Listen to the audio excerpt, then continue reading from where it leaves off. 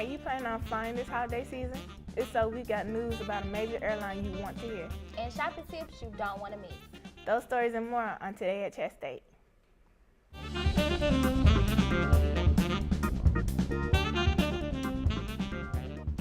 Hi, I'm Edwina. And I'm Keisha Parham. How was your holiday shopping? Oh, guys, been bananas, but you know what? I'm finishing up this weekend, so I'm excited. What about you? You go to Black Friday? No, I was working all day. You don't want to be out in that mess anyway. Yes, I do. I need a new television.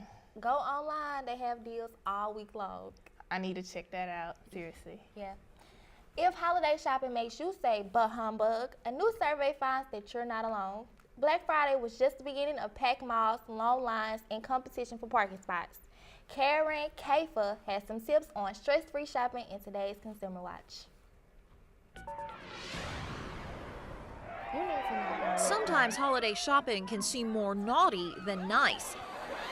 A recent survey from Consumer Reports found 90% of Americans have at least one holiday pet peeve, some directly related to the mall. 68% of those surveyed said crowds and waiting in lines. 37% said it's the thought of holiday debt.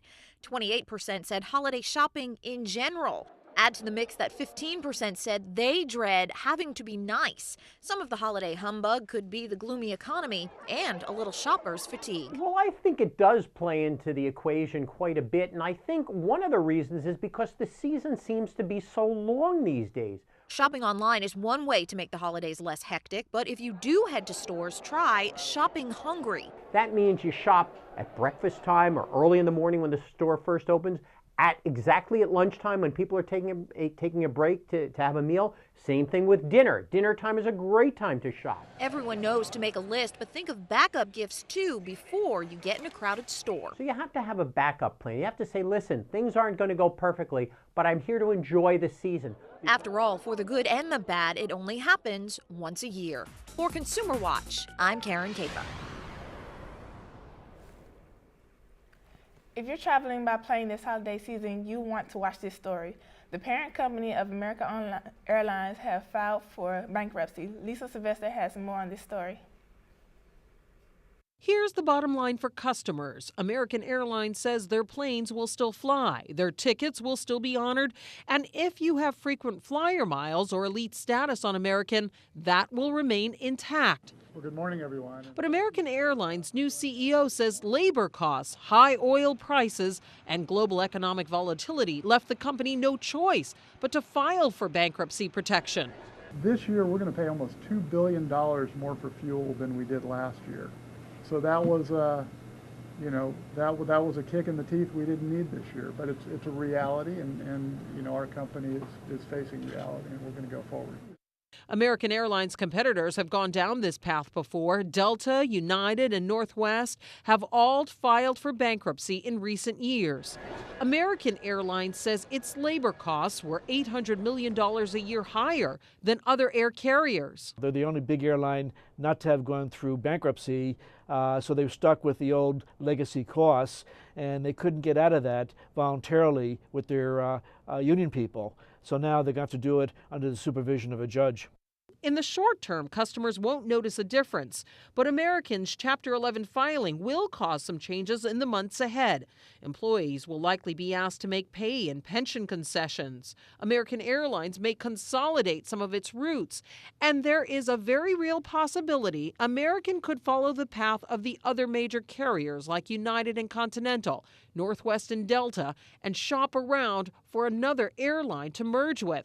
George Hobica of airfarewatchdog.com says that would directly impact passengers. Airline consolidation means that airfares are going to go up, and in some cases, smaller cities are going to lose air service altogether. There's much less competition. In the past, where perhaps 2 airlines served a route, now there's only one, and obviously that airline can raise fares to any level they want. American was the world's largest carrier as recently as 2006, but mergers have pushed it to thirds behind United, Continental, and Delta Airlines.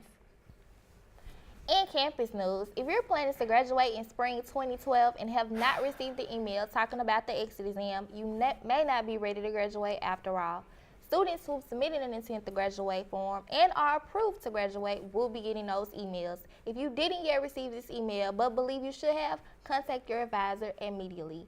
Also, the Chattanooga State chapter of students and Free Enterprise are collecting non-perishable goods for the Campbell's Less Canned Hunger campaign. Canned foods can be dropped off in a collection bin in the cafeteria. I think I'm gonna bring some cans in. How about you? Yeah, I think I will too. Maybe for some extra credit somewhere. This better than extra credit. You gotta feed someone. And now for a quick look at our weather. It will be cold with highs in the 50s for the weekend, but sunny. Then cold and rainy all early next week. It's going to be a long, cold winter, so stay indoors near a fireplace when you can. Back to you. Well, that's it for today at Chattanooga State. Wait, this is also our last Oh, for the semester. It is our last show for the semester, and we want to say thanks you guys for supporting us, but you can still check out other shows each week online and on Comcast Cable 3. Stay classy, Chattanooga. You guys have a great holiday season. Who put stay classy up there?